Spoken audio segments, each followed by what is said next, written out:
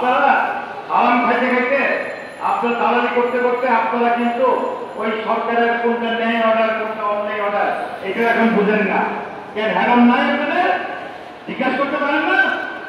অনেক পুলিশ কমিশনারকে বলছি, আইজি বাহারকে বলছি, এ আইজি বাহার, তুমি আমার দোস্ত না, তুমি আমার ফ্রেন্ড ছিল না, তুমি ডক্টর আইজি না?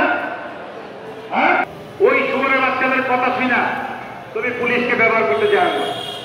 অন্যায় আদেশ মানতে তুমি বাধ্য না। আমি আমার মুক্ত